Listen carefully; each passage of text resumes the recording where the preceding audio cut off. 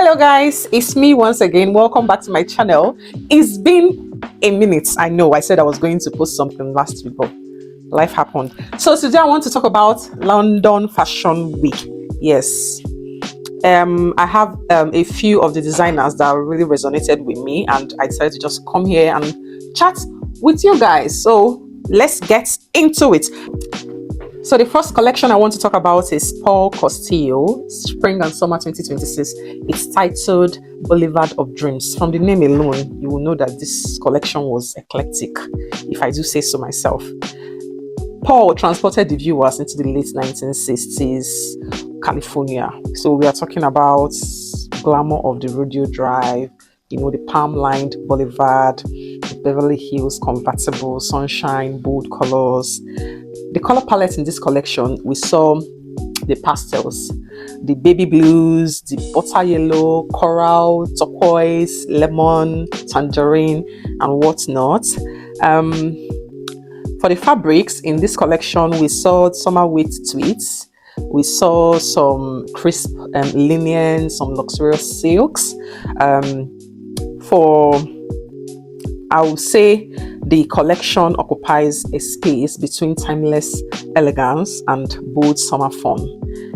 For this collection is for someone who is confident, someone who loves color, someone who loves who appreciates tailoring and is not shy.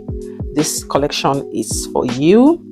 So in summary, I would just say that Paul Costelloe's SS26 Boulevard of Dreams is a vivid 1960s inspired ode to West Coast glamour. That's just a summary. So Paul balanced his signature tailoring with playful pastels, mini silhouettes, and luxury that refuses to be understated.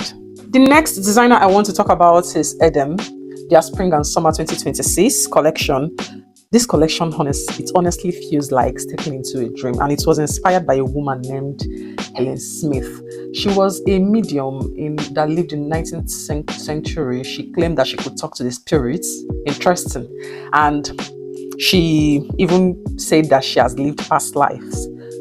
She has even lived on Mars, according to her. It was wild. So you can see that she's an interesting figure, and this collection was based off her. So I think Erdem took this woman's story and turned it into fashion. So it was like fashion that feels mystical, it feels futuristic and romantic. The clothes themselves mixed Victorian style shapes, think corsets, full skirts, and dramatic hips, with modern touches like metallic fabrics, antique lace, and crystal details. This collection is just like the old meets the new, but in such a beautiful cinematic way. You understand? The color palette was soft. It was dreamy. Whites, creams, blacks. Oh my god, this is my kind of collection, with flashes of green, pink, and silver to make everything pop. You can really see how he plays with contrast, light and dark, soft and structured, vintage and futuristic.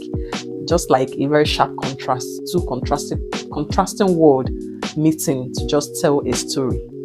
So what I love most about how this collection tells a story about identity and transformation. It's not just about clothes. It's about how we all have different sides to ourselves: the past, the present, the future, even the imagined. And Erdem somehow brought it all that emotion to life in this issue. Overall, is mysterious. It's elegant, really artistic, the kind of collection that reminds you that fashion can be storytelling. Yes.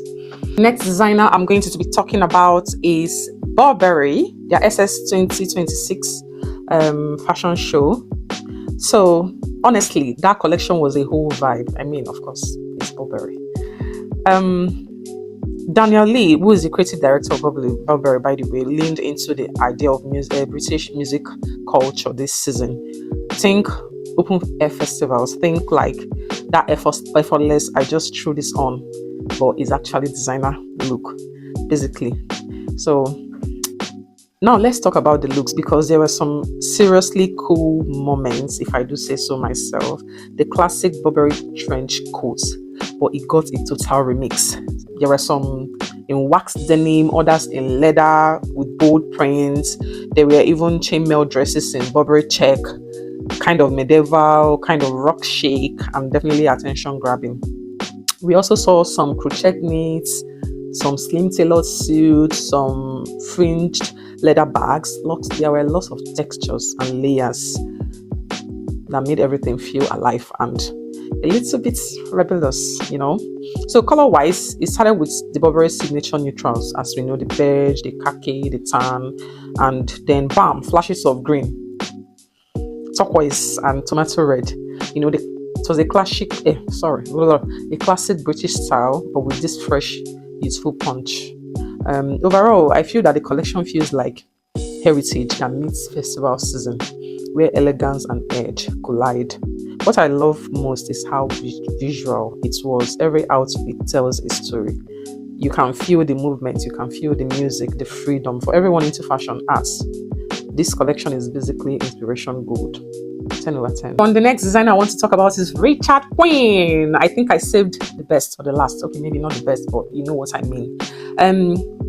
His spring and summer collection was just pure drama in the best way. So it's opened with click Naomi Campbell, you know, in this stunning velvet black gown, like a black velvet gown with a very giant white collar, setting the tone for a collection that was all about glamour, theater, and craftsmanship. The vibe was classic Richard. Both silhouettes, crystal details, layers of tulle, and couture level elegance. So Richard mixed old Hollywood shapes with modern attitude. Think flapper gowns, mermaid cuts, and huge bowl skirts. Everything. Like, he went all out. I loved it.